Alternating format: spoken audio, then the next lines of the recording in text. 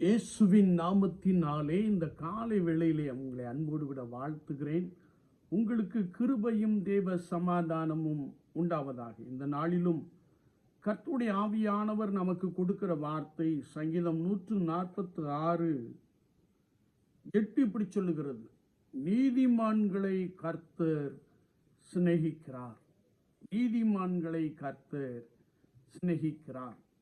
வேதத்தை நாம் தேடி வாசிக்கின்ற பொழுது சங்கீதம் 5:12 சொல்லுகிறது: கர்த்தாவே, நீர் நீதிமான்களை ஆசீர்வதித்து காருண்யம் என்னும் கேடகத்தால் அவரை சூழ்ந்து கொள்ளுகிறீர் என்ற ஒரு வசனத்தை நாம் வாசிக்க முடியும்.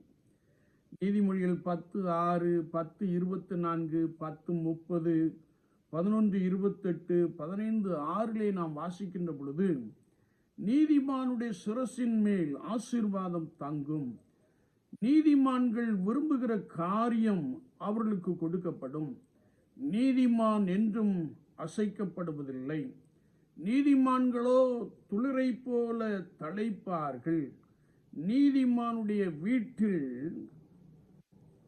அதிக பொக்கிஷம் உண்டு என்ற ஒரு வசனங்களை நாம் வாசிக்க முடியும்.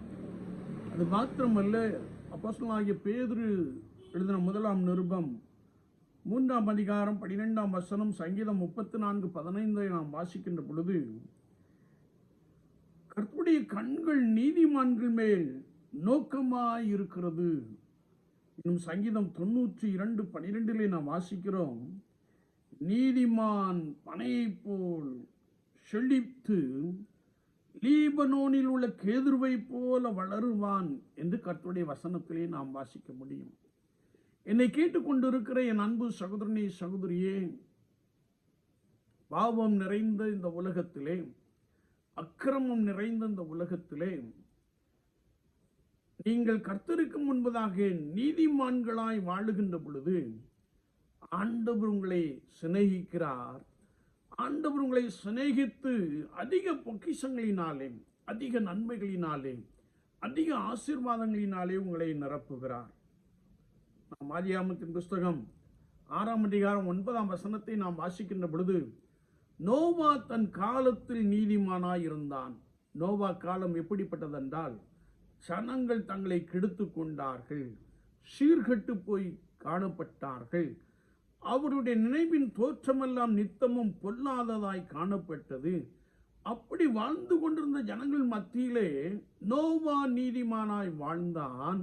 ஆண்டவர் உலகத்தை அழித்த பொழுது நோவாவையும் அவனுடைய குடும்பத்தாரையும் காத்து கொண்டார் என்று நாம் தெளிவாய் அறிந்திருக்கிறோம்.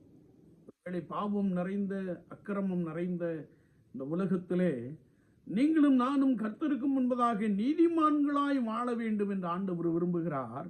நீங்கள் கர்த்தருடைய பார்வையிலே நீதிமான்களாய் காணப்பட்டால் கர்த்தர் உங்களை சிநேகித்து சகல ஆசீர்வாதத்தினாலும் உங்களை நிரப்புகிறார். நாம் ஜெபிப்போம்.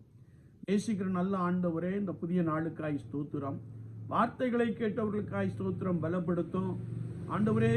உமக்கு முன்பதாக நீதிமான்களாய் வாழக்கூடிய சத்துவத்தை கர்த்தர் ஒவ்வொருவருக்கும் உண்டு பண்ணும்படியாய் நாங்கள் வேண்டு நிற்கிறோம்.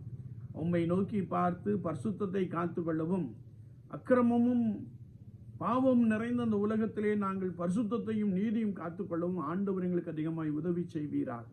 அது நிமித்தமான ஆசீர்வாதங்கள் வார்த்தைகளை கேட்டவர்களை நிரப்பட்டும். இயேசுவின் நாமத்தில் பிதாவே, ஆமீன், ஆமீன்.